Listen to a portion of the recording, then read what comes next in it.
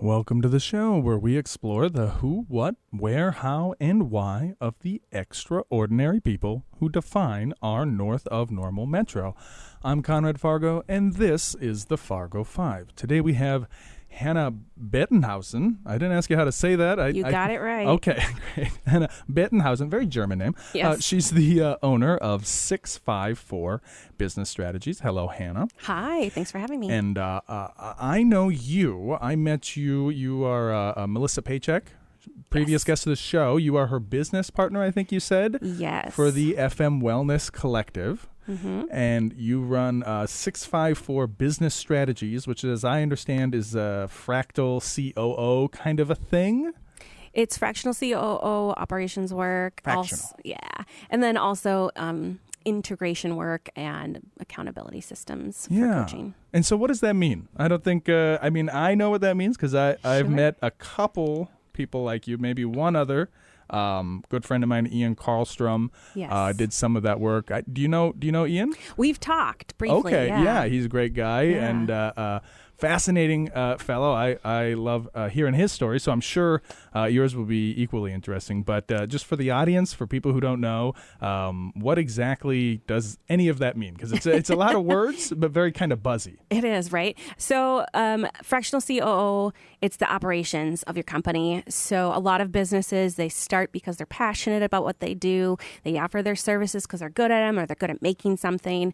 But when it comes down to actually running a business, they start to struggle because they don't know how to lead a team or they don't know how to scale their business. They don't know how to implement marketing and sales strategies and all the other pieces. So what I do is I go in and I help businesses put it all together. We develop processes, we standardize procedures, and then we also tie it all together. I teach sales strategies, or we come up with business strategies to help you grow your business, and then tracking metrics and accountability around those tracking metrics. So everyone in a business should be able to track something that's bringing the business forward. Sometimes it's customer service numbers and sometimes it's sales, whatever it is, but everyone should be able to track something. So I come in and I help with all that. I like that. I like boiling things down to numbers. If you got a number, a KPI, as the kids, I think, like key performance indicator, people like to say.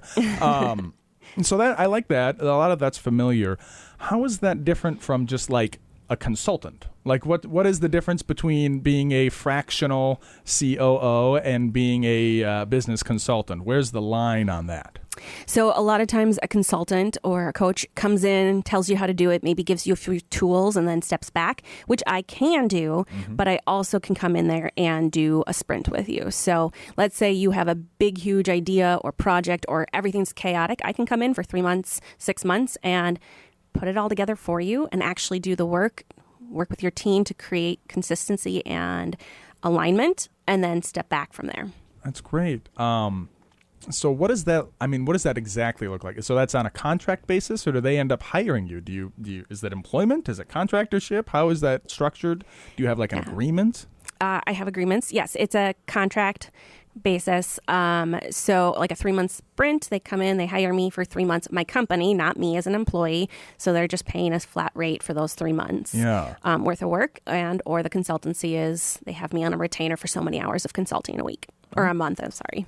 Yeah. Okay. So let's say somebody wants to engage your services. How did you typically meet them in the first place? Like, where do your clients come from? Are you going door to door? Are you Googling small business and just cold calling people? Like, where is all that coming from?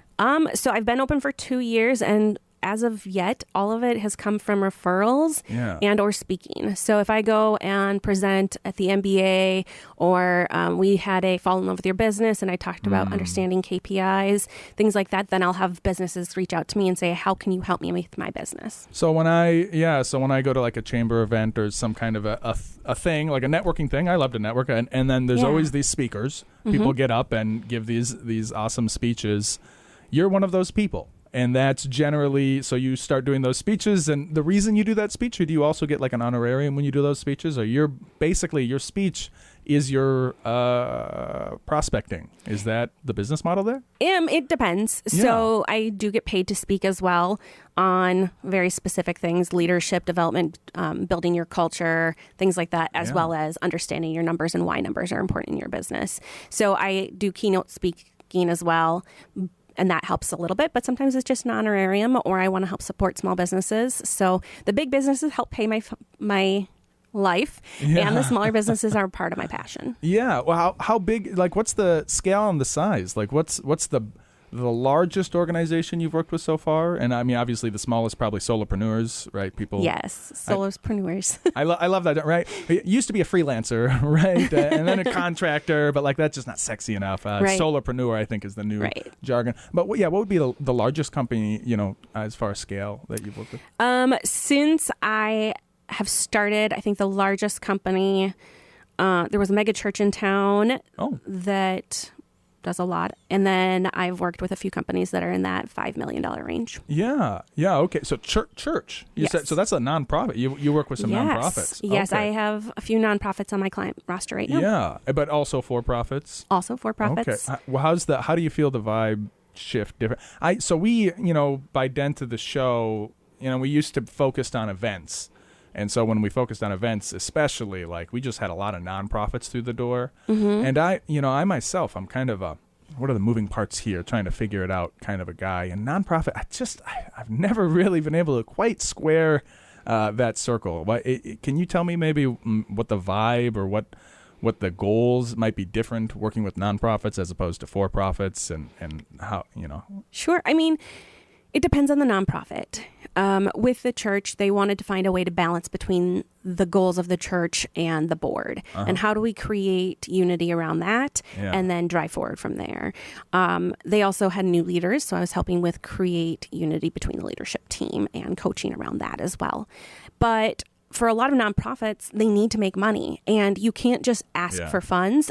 A lot of nonprofits have to find ways of funding their business elsewhere. Yeah. And so how do we create ways of revenue regularly for their businesses or their nonprofits so that they can keep going even in a time where maybe people aren't donating money? Or how do we create structure around asking for money and fundraising and creating events and all of that stuff? There needs to be structure around it still. So that's where they'll bring me in. Otherwise, I have nonprofits that, hey, they have a large nonprofit organization and they just don't know what to do with their team. So how can you help me better lead my team, create accountability around my team, things like that. So, and how is that different? So, and I think, for the layperson, so maybe I have more insight on nonprofits than an average person, but I'd like to kind of bring it down. When you say nonprofit, like what is it that makes a nonprofit so different from a for-profit? Because like you said, they need money. Everybody needs money. And you almost think like, well, it's a nonprofit. What do you mean they need money? Like how does money play the role with them in any way that's different? Honestly, the biggest difference I see with nonprofits is they're accountable to a board of people or multiple boards. Yeah. And so they have to be able to really communicate their vision really well and the impact of their organization. Without money, they can't make an impact. They can talk about impact, but they can't actually make that impact. So they need large sums to hire the people, to recruit the volunteers, to work within the community, to create the connections. All the things that need to happen in a nonprofit organization still need funds, but they also have to be accountable to a board when they do that.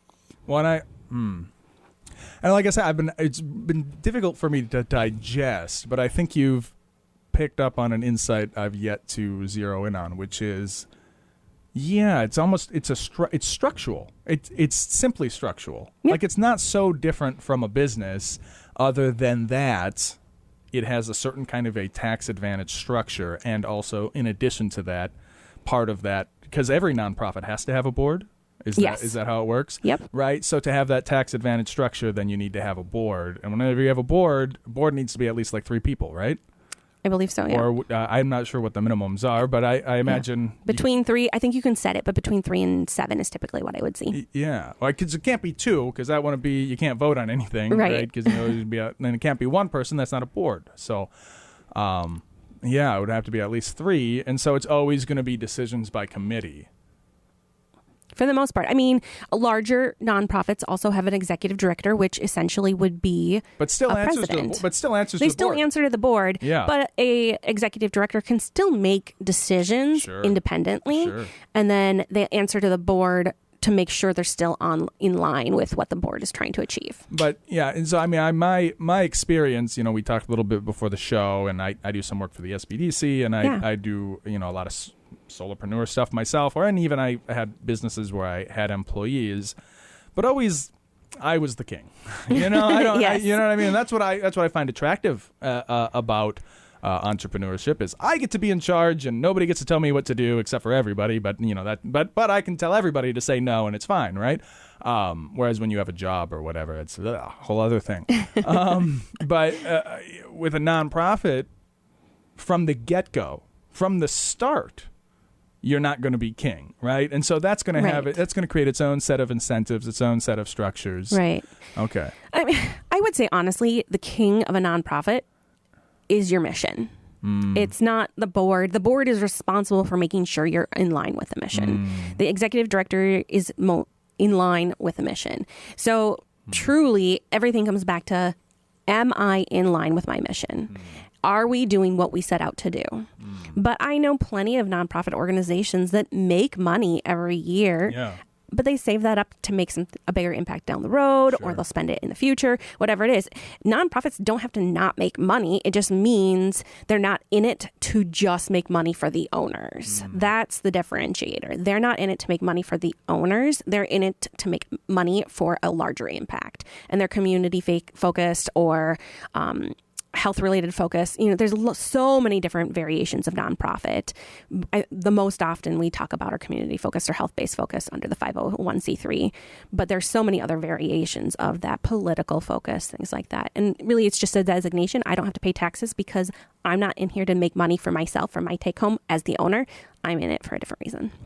Thank you for that digression. So you've been doing 654 for a couple of years, and so I feel like we've gotten a good, I feel like this is almost an example of what you do, right? You come in and explain things, help people understand stuff. It's a consultant's job, but then you're like almost also a hired gun, right? like you come in, do a contract, help them straighten their stuff out, be the fractional COO, be the leader for a little bit to shaping everything out. So I kind of get that.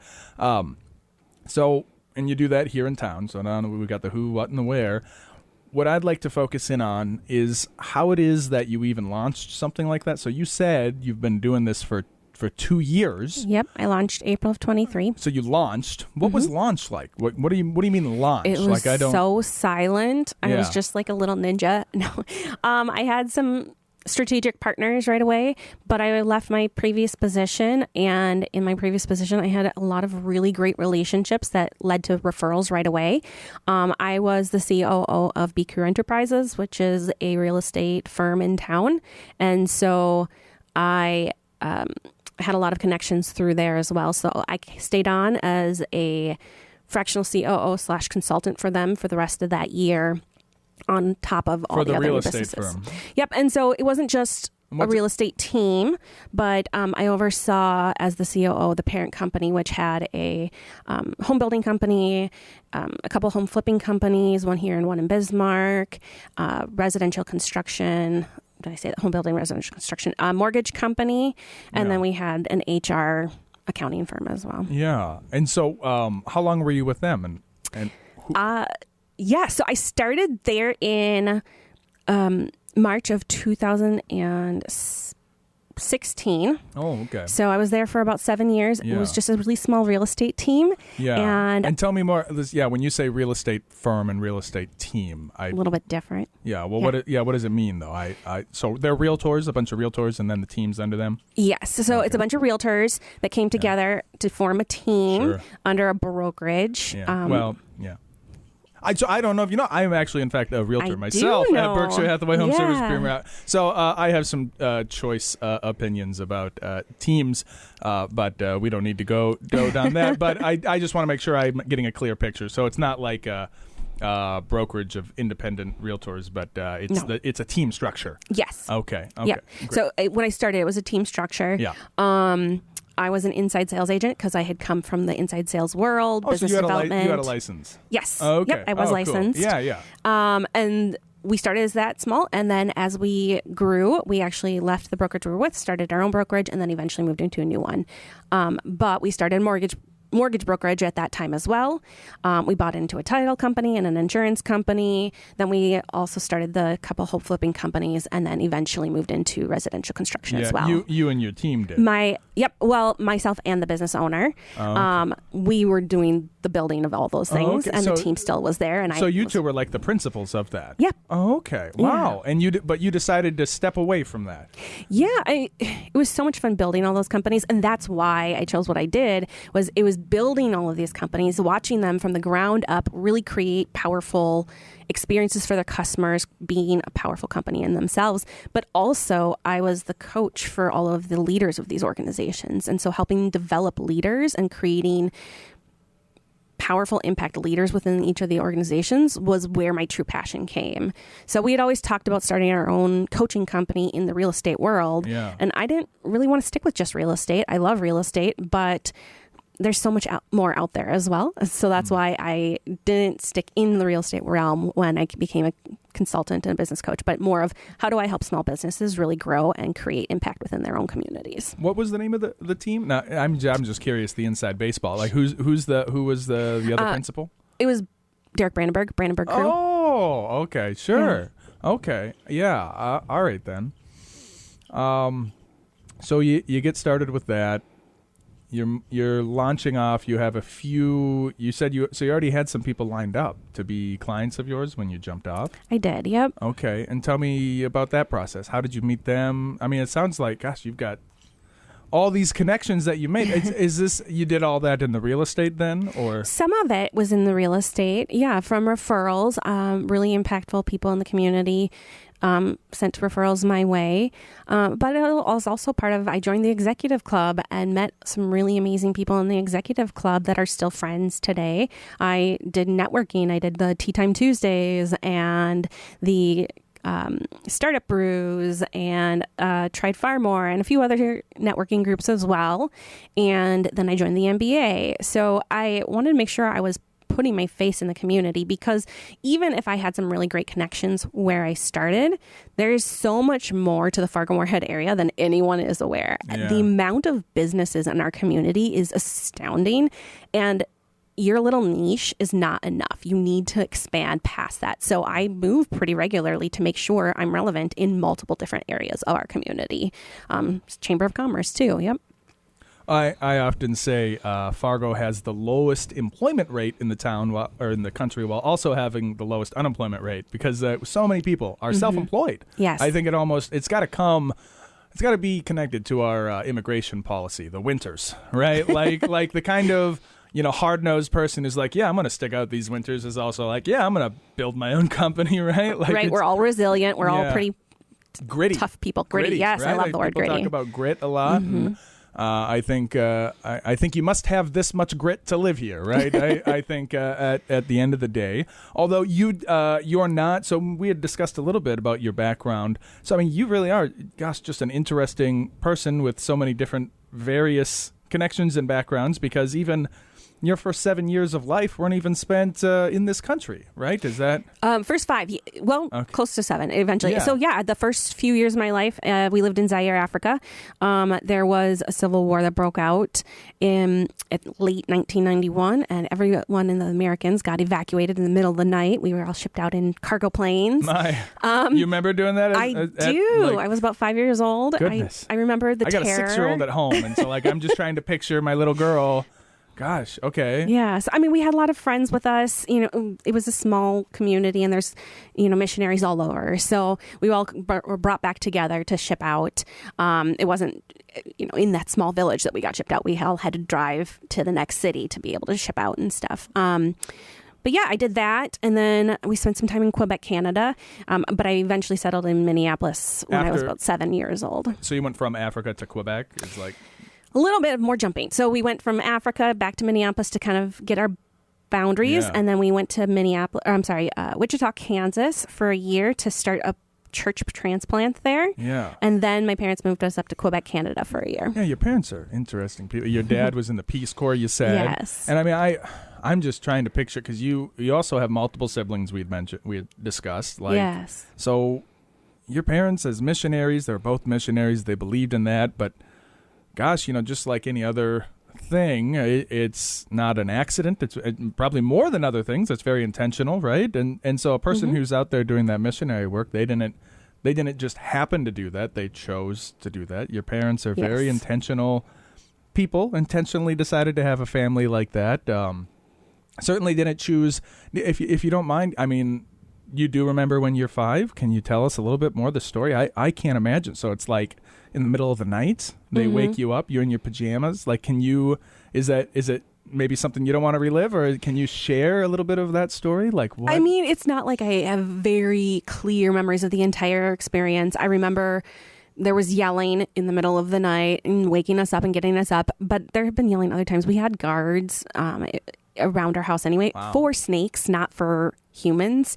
So I had already been woken up in the middle of the night when I was younger for snakes. I remember one time, I'm just going to throw this out there, there was a black mamba under my bed, and I'd been woken up in the middle of the night by a guard running into the bedroom screaming, and we had to jump from bed to bed to bed to get out of the room so that they could turn everything over to kill this snake. So there had been other times of yelling and things like that. But yes, they came in, everyone was yelling. We each had time to grab one bag worth of stuff. So my favorite toy was left there. Everything was left other than our one bag of belongings per person.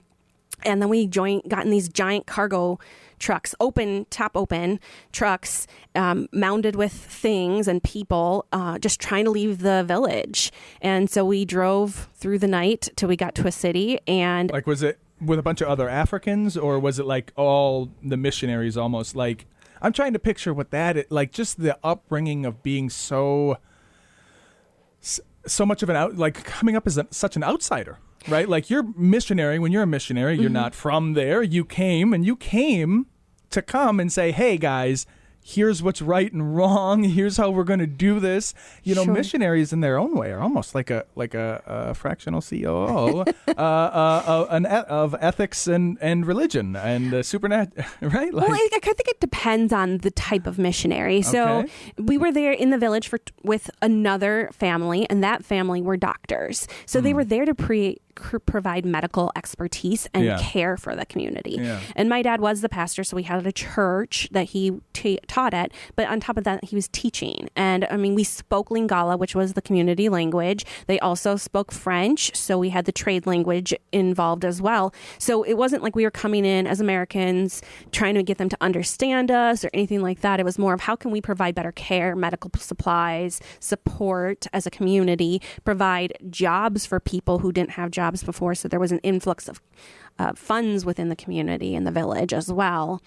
And then from there, it created its own little family. Like, we had a nanny. Did we really need a nanny? No, but it provided somebody in the community with a job that could provide for their family as well. Yeah. But that's it. I mean, it must.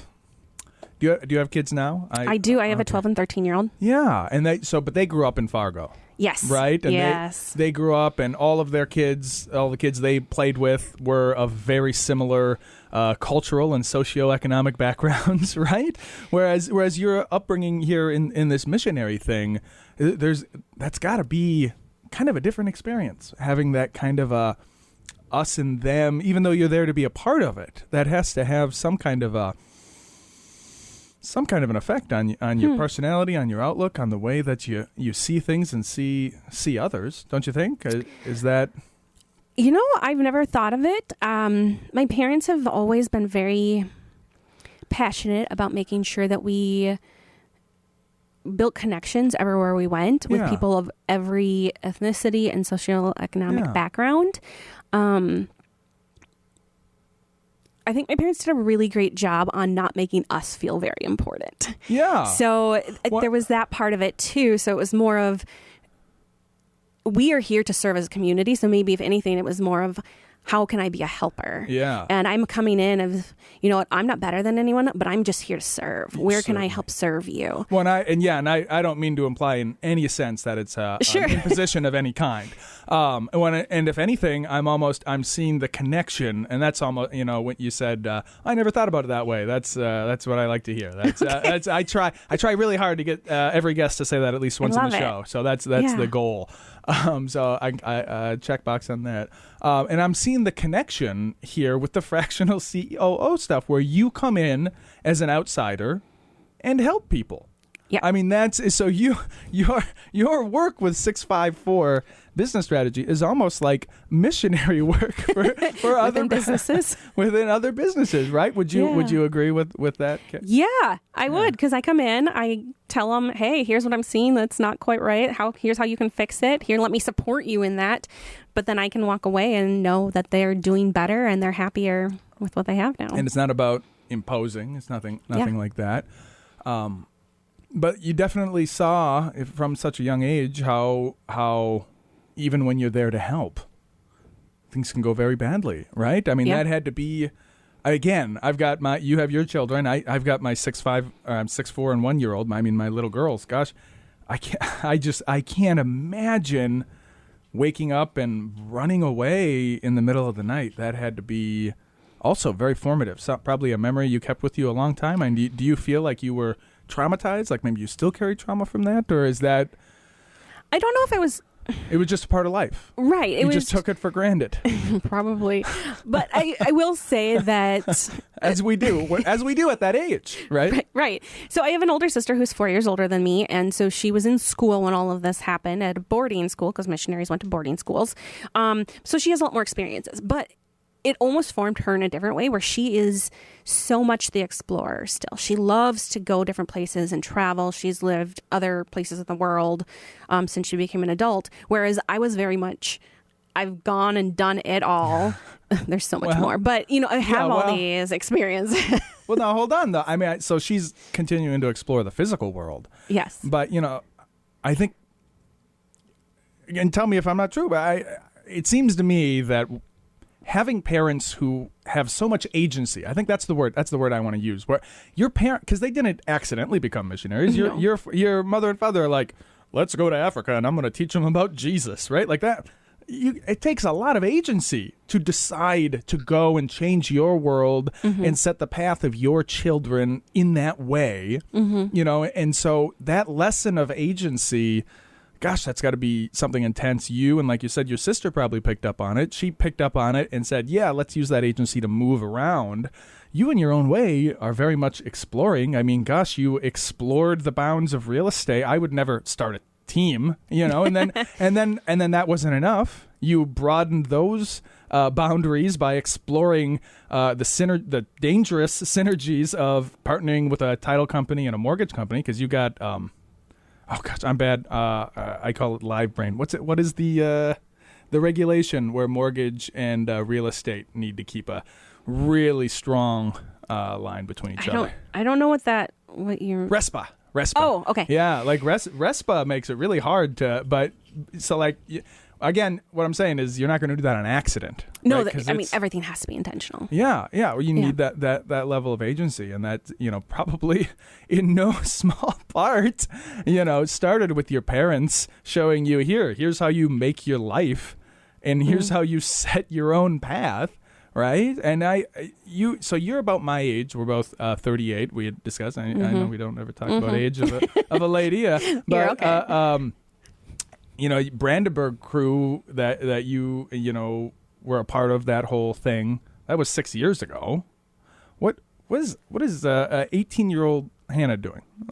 So I came to Fargo Moorhead for criminal justice. From the cities. The cities. Yeah, Minneapolis. That's a whole other. Okay.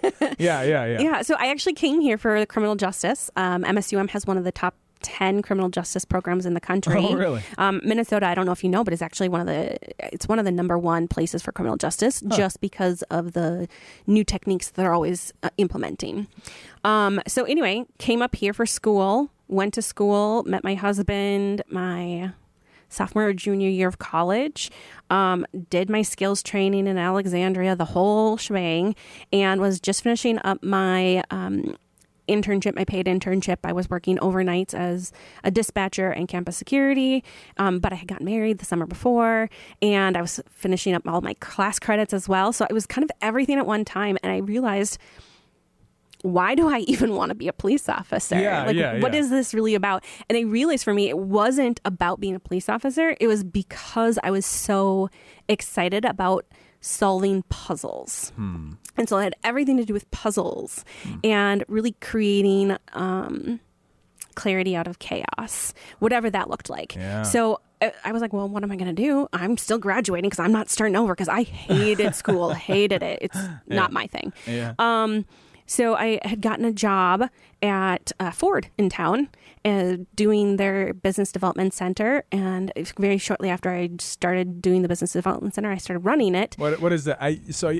You're very fluent in a lot of euphemisms. Oh, sorry. In phone and internet sales. Oh, so this is 2009-ish. So do you remember pop-ups? Like when you would go to a website and there'd be a pop-up or a pop-up under. Ads. Yeah. So this was like new back then. Yeah. So my department, internet and phone sales, This was like 2006. Yep, No. 2009 is. I was there from 2009 to 2016. So we would run the pop-ups. We'd run the website. We did the photos, things like that. But we also did a lot of cold calling, warm lead follow-up. We set all the appointments for the salespeople. So through my department, we had roughly, 35% of the sales from the dealership came through my department. Wow. But running that department, I got tired of calling people all the time. Yeah. I got really good at business development and sales and understanding Facebook. Facebook was new and creating events and all those things. Yeah. Newspaper marketing was still huge, all of this. So it was a lot of understanding marketing, understanding internet and how that can drive sales, things like that. But I also worked with a lot of entry-level employees. So, people with their first jobs ever and helping them understand that, no, you can't come into a world and start making back then $40,000 a year. That used to be a lot of money. It was so much money. No, you can't get that right away, but I can help you figure it out because we were base pay plus commission. And so helping understand commission, things like that as well were big. So after about 7 years, I just got burnt out of the constant turnover that would happen because these people would get experience and training and confidence in what they were and who they were. And they would go find a job that paid better, which I do not blame them. So that's what I did for those first 7 years. And that's why it was a really easy transition into real estate. I gave my 2-month notice because I was running the department. I needed to find a replacement for me, hire them, train them, all those things. And I spent those 2 months getting my real estate license so that I could jump in right away and start setting appointments for the real estate team. So even you found something better to go do. Eventually, yeah. Poor Ford. They do pretty well. I had gotten a lot of certifications, things like that from Ford. Some really great title stuff. Ford came in and interviewed me for my customer service and my department's customer service, and we were part of their training videos. Luther Automotive has about 26 dealerships, or it did back then, and we got interviewed by them because we were the only productive business development center within all 26 dealerships, so they based all their training off of our training programs, things like that. So I had a lot of really great training experience, but I will say both with Ford, I was 22 when I became the manager of that business development center, and then in the real estate team with Derek, I was maybe 6 months in, almost a year, and when I became the operations manager of that team. And then we started other things. Both times, I feel like someone took a real big chance on me because I hadn't necessarily, I don't know if I had proven myself at those points, but someone taking a huge chance on you and letting you level up your skills and your knowledge it can change your world. And so finding the right people who are willing to take those chances on you is so huge. Yeah. No, I got into real estate. I don't talk about this much on the show. I got into real estate because I built a house. The story is very, very, very long. I naturally am, maybe we'll say, antisocial. And again, this is your interview, not mine, so we'll keep it very short. But what I'm resonating with here is, gosh, the power. The absolute. So because I am so antisocial, I had no talent in this. I had talent at real estate. Like I know everything about what's inside of walls, right? I had no talent. Yeah. But I was able to identify and realize the importance of and quickly learn the power of networking. Yes. Right? Like people it's such a, again, you talk about buzzwords, but holy cow. Like just knowing people, right? And that's is it Ford where you, so, because before real estate, I didn't, and I had to make real estate work.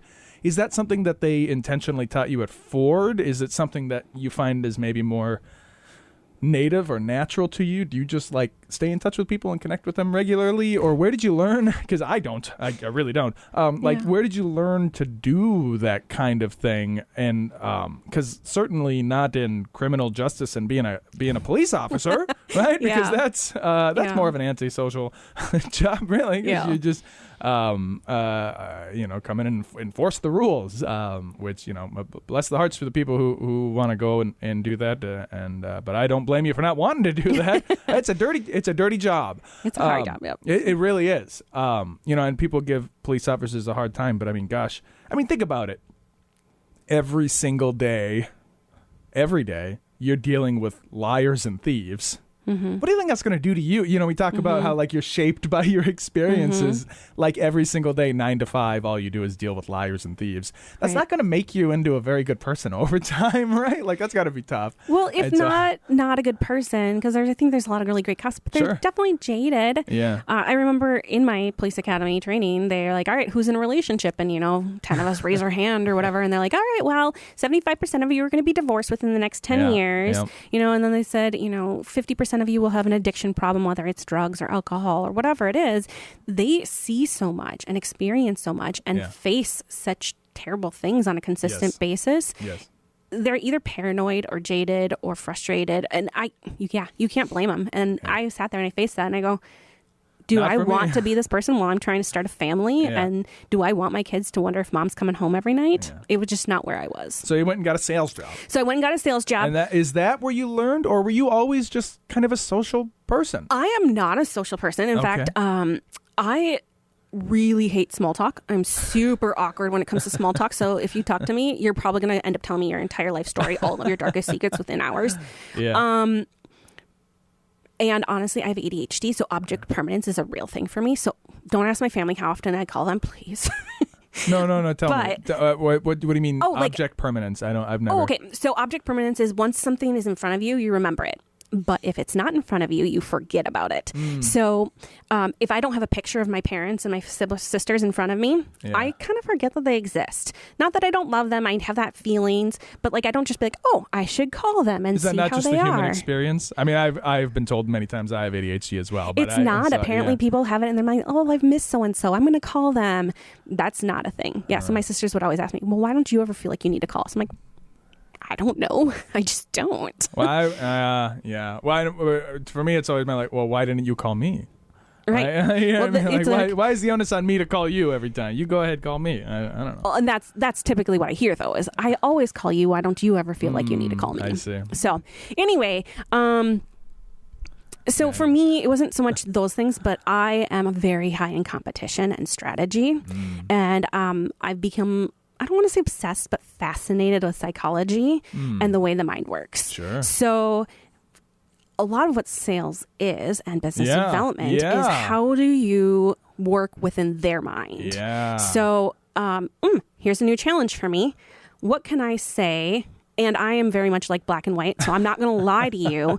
But how do I connect with you and build a relationship enough with you that you trust me, love me, so that you want to buy from me? Yep.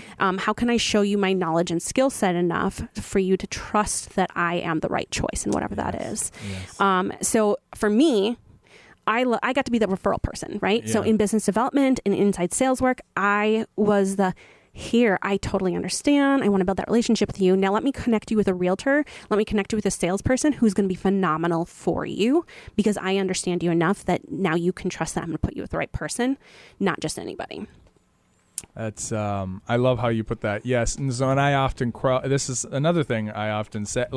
So in high school, I've always been fascinated with psychology too, and I want to understand how people work. But in high school, I was reading literal college textbooks on evolutionary psychology. Okay. Because I was like, I'm going to understand what makes people's brains work, and I'm going to study them like a laboratory animal, right?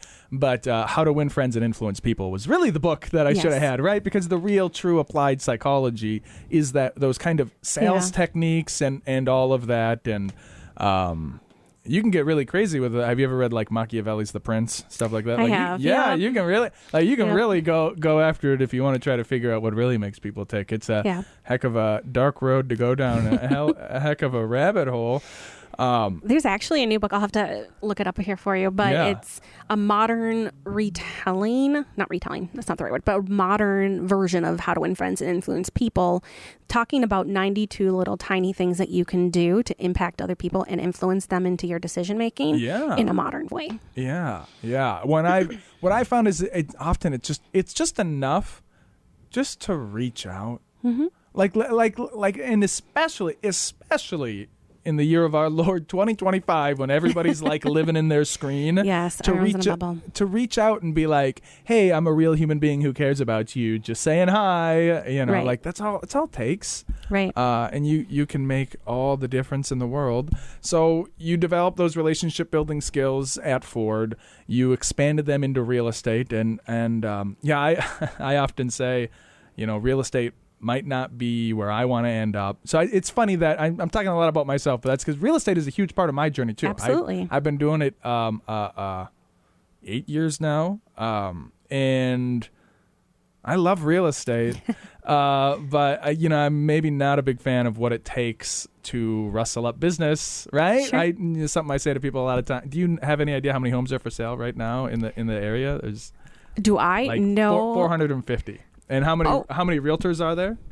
Is there still like 800 and so? It's up to like 1,000. Okay. So it's 1,000 realtors trying to sell the same 450 homes. Well, and when I actually let go of my license this year, it was on ice for a year before that. Yeah. But when I left the real estate world, there were 1,200 homes on the market. 1,200 realtors and about 800 homes on the market in the Fargo-Moorhead area. Yeah. So just in 2 years, that's good to know too. Yeah. I mean, volume is down, but I'm also stripping out anything under contract. But it's crazy what it takes to do that. But the skill you learn of that networking, of those connections, right? Mm-hmm. And so you made all those connections. You made a lot of impressions on people who, like you said, wanted to take a chance on you. So you said, I'm done with Brandenburg, and then started out, and you just have all these skills to help people. But where did you learn all of these business basics? Because it wasn't your college degree. Yeah. It wasn't at Ford. I mean, was it doing the real estate? Like it just kind of clicked for you, or how? What do you? So that's part of ADHD too. Is you pick up things really easily. Yeah. It was trial and error as I went. So understanding marketing, understanding social media in the early world, understanding the importance of scripts knowledge and tracking metrics, that all came from Ford. And then as I moved into the real estate world, it was, especially when I moved into operations, I guess I like some follow-up and things like that, but I had already kind of learned that. I just leveled those up at the beginning of my real estate world. And then when I moved into operations, then it was understanding HR and finances and strategic scheduling and all of those pieces of it. And then it was, okay, how do we strategize creating a new business, building it as we go? How do we implement ways of bringing them together and cross advertising, things like that. So yes, in the world, like you have to keep title and insurance and mortgage all separate from real estate, but you can still refer those. Sure. So there's affiliation agreements that you can sign saying, hey, just so you know, I did refer these, or you chose to work with these companies.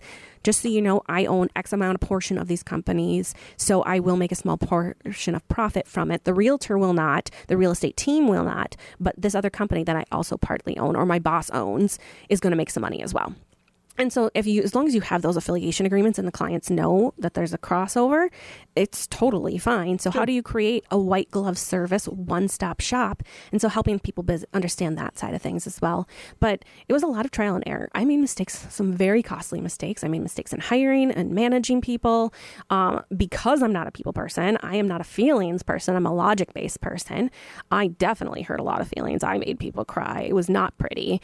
I remember when So when they did the background check for me, when I moved into the real estate world, they did what's called like a 5 deep background check. Have you heard of these? Yeah, well, I had one. Reference check? 5 deep reference checks? I had to, yeah. Okay, so with the 5 deep, they'll call your 3 references, and then they say, hey, who else should I talk to about Hannah that she didn't probably list on this sheet? So eventually it got to one of my employees, and they became one of my references in my 5 Deep.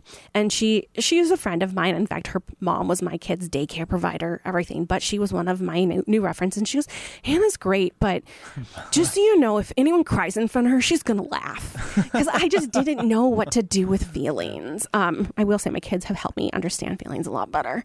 They're both feelers. Yeah. But I didn't do that well. So I had to study it. I had to understand how to be better empathetic. Yeah. I had to, I've studied the DISC assessment, the Myers-Briggs personality, the Clifton strength, the Enneagram. I've studied all those to understand people's motivations and how they communicate differently and what impacts their world, and the way that they make decisions is impacted by who they are as a person. I say that learning something deliberately has a whole other feel than having talent in it, right? So you very intentionally learn these kinds of things. But I told you it goes quick. We're already at 50 after, and in maybe the 5 minutes we have, I would like to paint a little bit of a picture with the jumping off. So you said you already had some strategic partners. I'm not sure what that means either. There was people who were ready to be your customer, or strategic partnerships, and people who were ready to like maybe send referrals my way, and I would send referrals their way. I see. But because it's not a small deal to represent yourself as the missionary for the business, right? To say, hey, look, this is me. I've got a business fractional COO thing. This is what I do.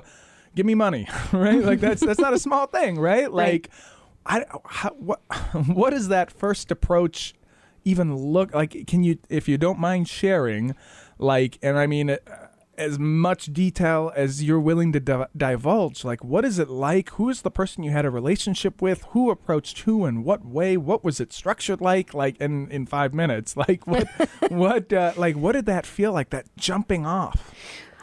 So it was getting my website ready, so I knew what I was going to offer, but then it was going to anyone I knew in business and or connection that I knew had connections. And it was, I'm not prideful, but I want to protect my pride. Yeah. So it was a very humbling moment of, hey, I'm starting this thing and I can't do it without help. Would you know of anybody, or do you yourself need my services? Here's what I'm offering. Here's what I charge. Who do you know that I should talk to? Great. How did you structure your rates? Like how do you even pick? Like you're like, it's like, because you said you just texted everybody, or you called them, or you... I met some of them in person. I emailed some of them based on like how well I knew them. I emailed some of them. I LinkedIn messaged some of them. I texted some of them. But when you say, here's what I charge, and you've never done this before, like where do you get the gumption to even just hang it out and say, I'm going to tell everybody what's right or wrong in their business, and I'm going to charge this amount? Like, where do you even start with that? Like, that is makes my... So initially, I thought I was going to be charging $350 an hour. Yeah. I had to take a huge step back, and I started at $150 an hour, which is still a good amount of money.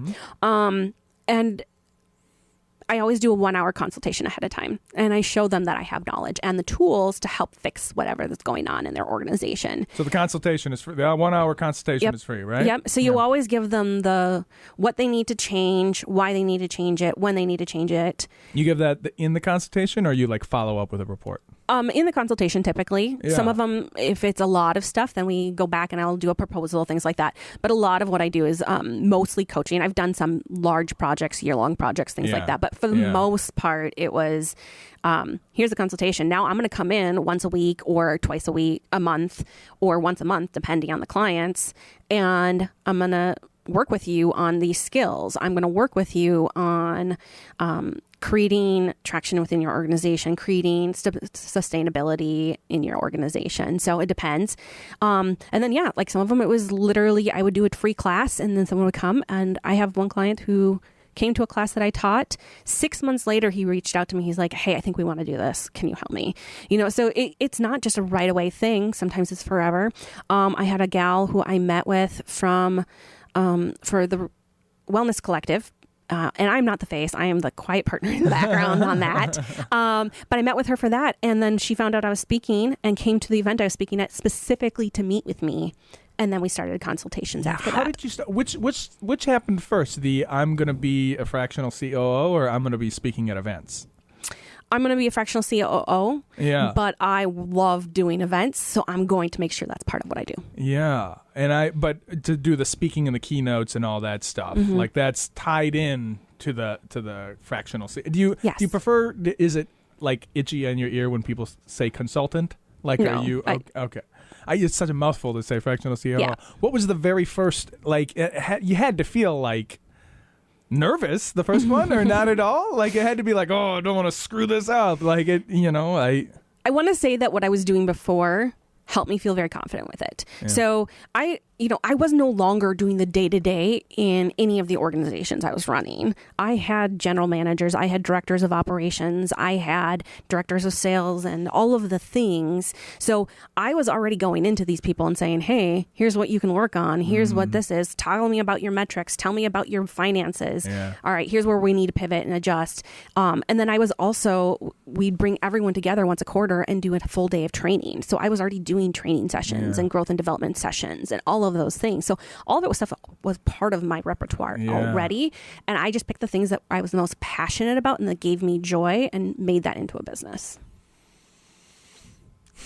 And then I took away my pride and I said, help me do this, please. When and I think a lot of people, and when they start a business, what they don't realize is the dignity, the loss of dignity, where it's just like, you're going to be begging and people are going to look at you and say no and say, who are you? And that God, it is the absolute worst. If you got thin skin, get a job. Right.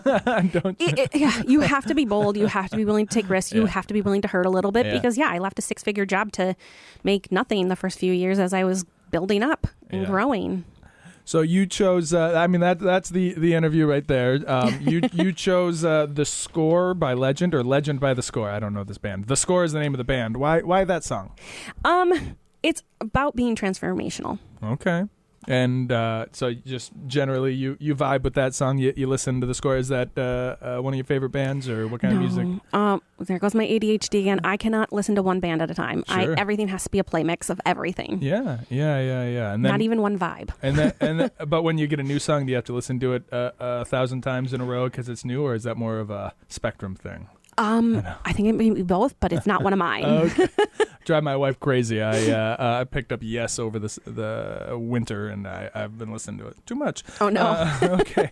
So one last time, why don't you go ahead, plug yourself, let us know where we'd find you and all that. Sure. So again, my name's Hannah Bettenhausen with 654 Business Strategies. I'm here to help implement new things, set goals for your organization, and help you grow. You can find me at 654strategies.com. I'm also on Facebook, LinkedIn, and Instagram, and I would love to chat with you.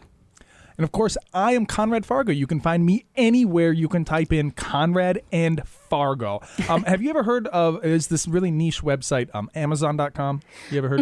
I think so. So if you go there, and you type in Conrad, a whole bunch of stuff will come up. So don't. But if you type in Fargo, also like the TV show. So, but if you put Conrad and Fargo, you put Conrad Fargo together.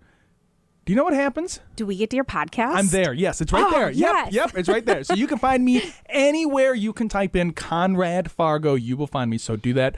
Hannah, thank you. Thank you. Amazing story. I love it. I'm excited for it. Thank you, everybody, for listening. And again, the song is The Score. No, I'm sorry. The song is Legend by The Score. We will see you all next week. Goodbye.